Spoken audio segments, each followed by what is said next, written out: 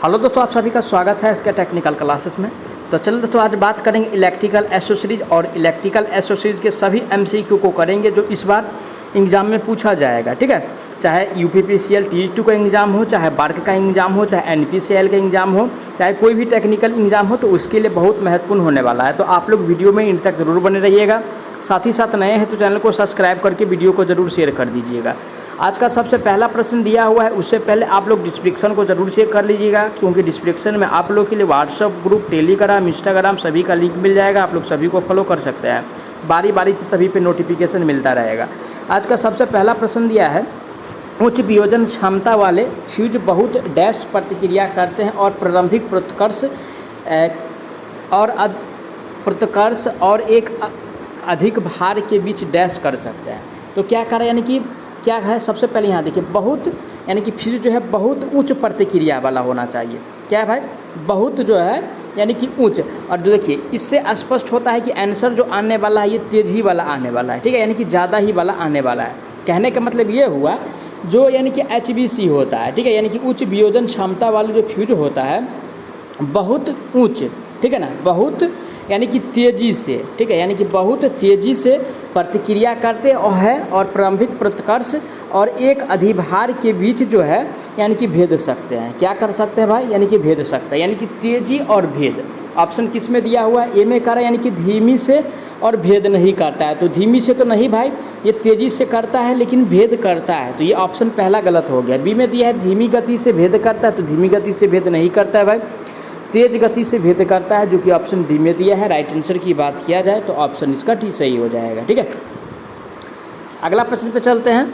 आज का अगला प्रश्न दिया हुआ है, क्वेश्चन में कह रहा है, इलेक्ट्रिकल और इलेक्ट्रॉनिक परिपथों की सुरक्षा के लिए किस प्रकार के फ्यूज का उपयोग किया जाता है। किसके लिए कह रहा है भाई, इलेक्ट्रिकल और इलेक्ट्रॉनिक परिपथों की सुरक्षा के लिए। ठीक है, इलेक्ट्रिकल, ठीक है, इलेक्ट्रिकल और यानी कि इलेक्ट्रॉनिक परिपथों की सुरक्षा के लिए फेरुल कार्टेज फ्यूज का उपयोग करते हैं। किसका, फेरुल कॉन्टैक्ट कार्टेज फ्यूज का उपयोग करते हैं। ए में कह रहे हैं डिवाइडेबल फ्यूज, तो डिवाइडेबल फ्यूज का उपयोग नहीं करते हैं। न HRC फ्यूज का उपयोग करते हैं। इसका फुल फॉर्म होता है हाई रिफ्यूजिंग कैपेसिटी फ्यूज होता है, और इसका जो उपयोग किया जाता है लगभग 765 किलो वोल्ट तक करते हैं। कितना तक करते हैं भाई, 765 किलो वोल्ट तक करते हैं। तो ऑप्शन बी में जो दिया हुआ है ferrule contact cartridge fuse, right answer इसका बी सही हो जाएगा। ठीक है ना, अगला प्रश्न पे चलेंगे। आज का अगला प्रश्न दिया हुआ है, क्वेश्चन में कह रहा है कि किस सिद्धांत पर फ्यूज काम करता है। ठीक है, यानी कि फ्यूज जो वर्क करता है किसके सिद्धांत पे यानी कि काम करता है।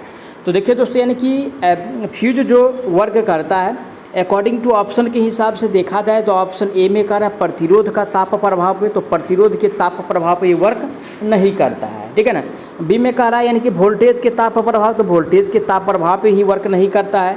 सी में कह रहा है दोस्तों इलेक्ट्रोड के ताप प्रभाव, तो इलेक्ट्रोड के भी ताप प्रभाव पे ये वर्क नहीं करता है। डी में कह रहा है कि करंट के ताप प्रभाव पे, तो दोस्तों यानी कि फ्यूज जो वर्क करता है यानी कि धारा के ताप प्रभाव पे वर्क करता है। ठीक है, यानी कि आई के ताप प्रभाव पे वर्क करता है। तो राइट आंसर जो होने वाला है इसका डी सही हो जाएगा, क्योंकि डी में दिया हुआ है करंट का ताप प्रभाव। ठीक है ना, राइट आंसर इसका डी सही हो जाएगा।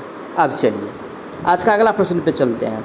आज का अगला प्रश्न दिया है, क्वेश्चन में कह रहा है कौन से फ्यूज आकार में सबसे बड़ा है, यानी कि आकार में कह रहा है, यानी कि साइज में कह रहा है। तो देखिए दोस्तों, यानी कि किस प्रकार का क्वेश्चन एग्जाम में पूछा जाता है, और सबसे आकार में बड़ा जो फ्यूज होने वाला है दोस्तों यानी कि DC फ्यूज होता है। ठीक है ना, DC फ्यूज AC फ्यूज की अपेक्षा यानी कि DC फ्यूज जो है यानी कि बहुत बड़ा होता है। ठीक है ना, यानी कि बड़ा होता है, इसलिए यानी कि DC फ्यूज का निर्माण बहुत कम किया जाता है। ए में कह रहा है यानी कि DC फ्यूज, तो राइट आंसर जो होगा दोस्तों इसका ऑप्शन ए सही हो जाए, क्योंकि DC फ्यूज जो है आकार में बहुत बड़ा होता है। क्या होता है भाई, आकार में DC फ्यूज यानी कि बहुत बड़ा होता है। बी में दिया है यानी कि AC फ्यूज, इसकी अपेक्षा यानी कि छोटा होता है। ठीक है ना, इसके अपेक्षा छोटा होता है। और सी में कह रहा है यानी कि स्ट्राइकर टाइप फ्यूज, तो इससे भी यानी कि छोटा होता है। और कार्टेज फ्यूज जो है यानी कि कारतूस प्रकार का फ्यूज, ये भी यानी कि छोटा होता है। ठीक है ना, अब चलिए आज का अगला प्रश्न दिया है, क्वेश्चन में कह रहा है कि निम्नलिखित में से कौन सा एक उच्च वोल्टेज फ्यूज है, यानी कि उच्च वोल्टेज फ्यूज का उदाहरण हमको इसमें देना है। इनमें कह रहा है कारतूस प्रकार के HRC फ्यूज, तो इसका उपयोग तो लगभग 765 किलो वोल्ट तक करते हैं, तो ये तो उच्च प्रकार का फ्यूज है ही। और ऑप्शन पढ़ते हैं, बी में दिया है स्ट्राइकर टाइप फ्यूज। क्या दिया है भाई बी में, स्ट्राइकर टाइप फ्यूज, तो इसके अपेक्षा ये कम जो है यानी कि लगभग जो है 150-125 पर ये वर्क करता है। सी में जो दिया है रिवाइडेबल फ्यूज, ठीक है, इसके अपेक्षा ये भी यानी कि कम वोल्टेज पे काम करता है। और डी में जो दिया है ड्रफ्ट आउट टाइप फ्यूज, ये सबसे छोटा फ्यूज है, ठीक है ना। ये क्या है भाई, सबसे छोटा फ्यूज अगर पूछता तो डी हो जाता। और इसका जो आंसर होने वाला है यानी कि सबसे ज़्यादा यानी कि उच्च वोल्टेज पे जो वर्क करता है HRC फ्यूज करता है, लगभग जो है यानी कि 765 किलो वोल्ट तक यानी कि वर्क करता है। कितना तक भाई, 765 किलो वोल्ट तक, ठीक है। तो ये ध्यान रखिएगा। और सबसे छोटा फ्यूज की बात किया जाए तो डी में जो दिया है ड्रॉप आउट टाइप फ्यूज, ये सबसे छोटा फ्यूज है और साथ ही साथ यानी कि सबसे कम वोल्टेज पे वर्क करता है। अब चलिए आज का अगला प्रश्न पे चलेंगे, है ना। आज का अगला प्रश्न दिया हुआ है, कह रहा है कि अंकीय रिले में ऑन और ऑफ अवस्था में द्विधारी संख्या क्रमशः डैश और डैश के रूप में दर्शाया जाता है। यानी कि अंकीय रिले में दोस्तों इसको ध्यान रखिएगा, है ना। जब तक आप लोग थ्योरी अगर नहीं पढ़े हैं तो ये क्लियर होने वाला नहीं है।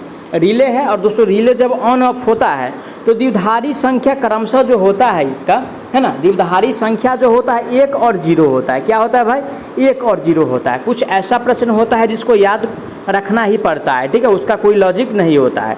ऑप्शन ए में कह रहा है 0 और 1, तो 0 1 नहीं होगा। ये जो होने वाला है यानी कि बी सही में दिया है 1 और 0, तो राइट आंसर इसका बी सही हो जाएगा, ठीक है। अब चलिए आज का अगला प्रश्न पे चलते हैं। आज का अगला प्रश्न दिया है, क्वेश्चंस में कह रहा है, क्वेश्चंस में दिया हुआ है किस प्रकार के सर्किट ब्रेकर में उच्च दबाव वाले एयर ब्लास्ट का उपयोग आर्क बुझाने वाले माध्यम के रूप में किया जाता है, ठीक है।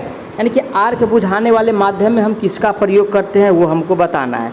और सबसे पहले क्वेश्चंस में क्या कह रहा है, यानी कि सर्किट ब्रेकर में उच्च दाब वाले एयर ब्लास्ट में कह रहा है। किस में कह रहा है भाई, एयर ब्लास्ट में। देखिए यहीं पे आंसर मिल गया, ठीक है। जब एयर ब्लास्ट है और एयर में जब यानी कि एयर ब्लास्ट सर्किट ब्रेकर में जब आग लगा है तो उसको कंट्रोल करने के लिए एयर का ही प्रयोग करेंगे। किसका भाई, एयर का ही प्रयोग करने वाला है। तो चलिए ऑप्शन पढ़ लेते हैं। ऑप्शन ए में दिया है एयर मैग्नेटिक सर्किट ब्रेकर। क्या कह रहा है भाई ऑप्शन ए में, एयर मैग्नेटिक सर्किट ब्रेकर। तो एयर मैग्नेटिक सर्किट ब्रेकर के रूप में इसका प्रयोग नहीं करेंगे। बी में कह रहा है कि वैक्यूम सर्किट ब्रेकर, इसका भी प्रयोग नहीं करेंगे। सी में कह रहा है ABCB यानी कि एयर ब्लास्ट सर्किट ब्रेकर, ठीक है।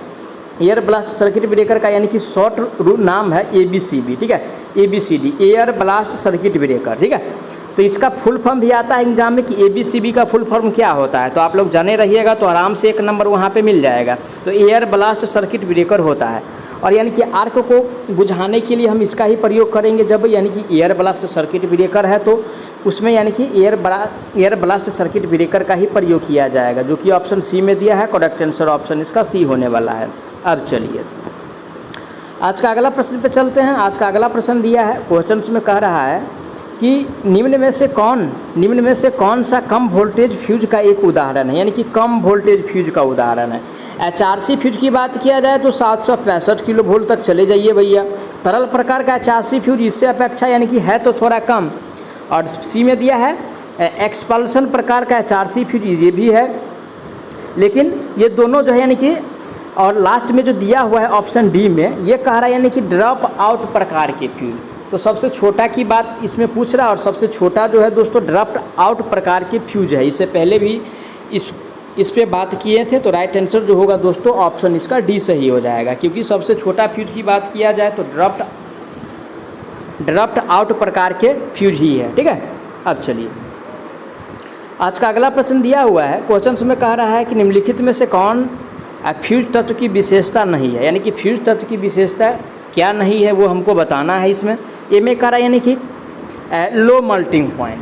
क्या भाई, फ्यूज का लो मेल्टिंग पॉइंट होना चाहिए, ये तो विशेषता है भाई, है ना। बी में कह रहा है लो कंडक्टिविटी। तो फ्यूज में कभी भी लो कंडक्टिविटी नहीं होना चाहिए।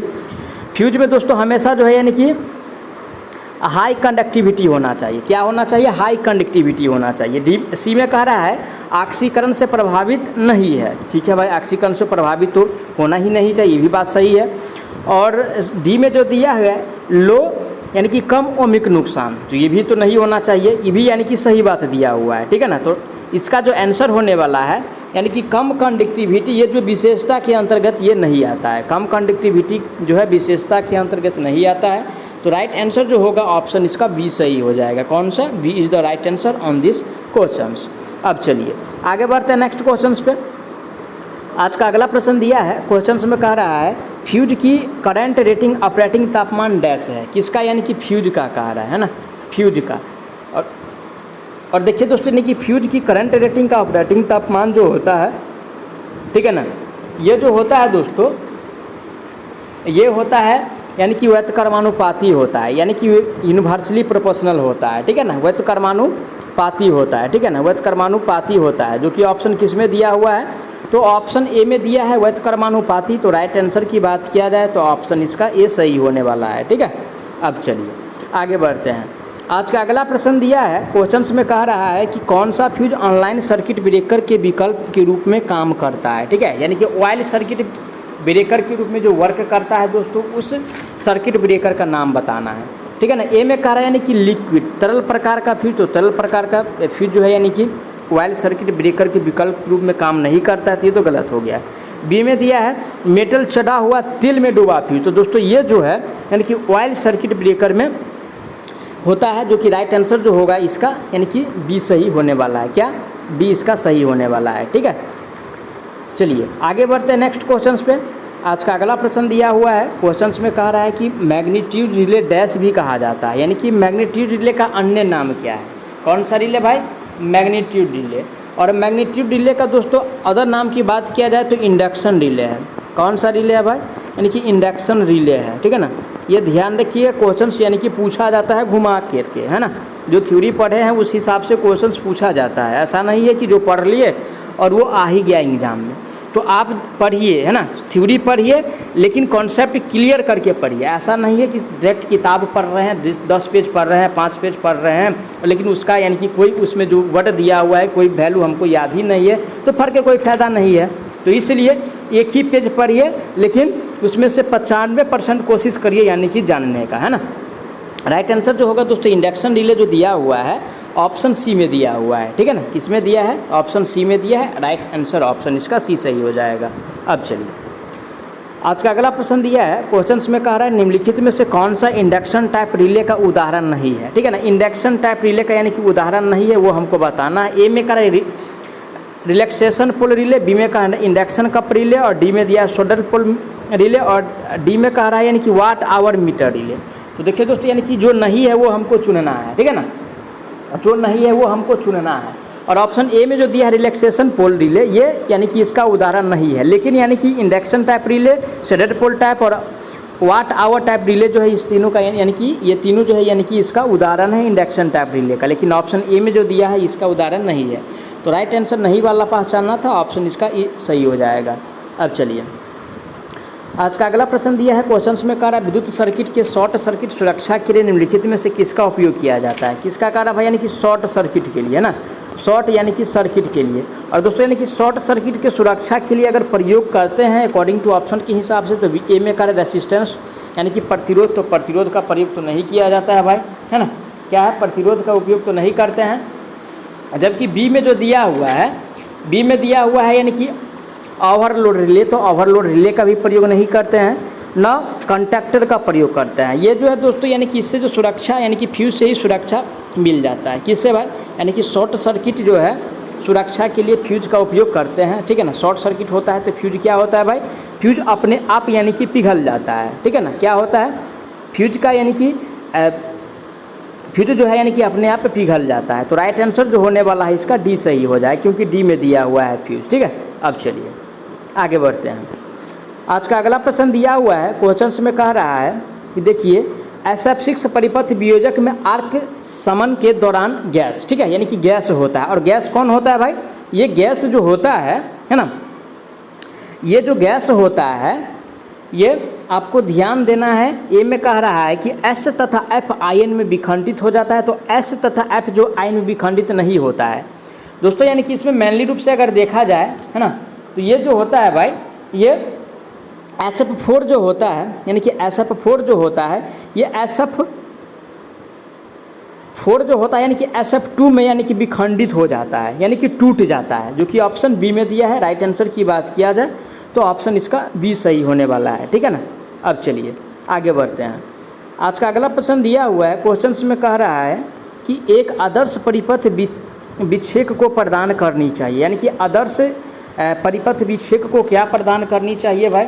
तो देखिए दोस्तों, यानी कि आदर्श विक्षेप को जो प्रदान करना चाहिए मेनली रूप से ए में कह रहा है कि क्रमशः रुकावट से पहले और बाद में शून्य और अनंत प्रतिबाधा। तो रुकावट से पहले और बाद में तो शून्य और अनंत प्रतिबाधा तो एकदम कंपलसरी है भाई, ये तो प्रदान होना ही चाहिए।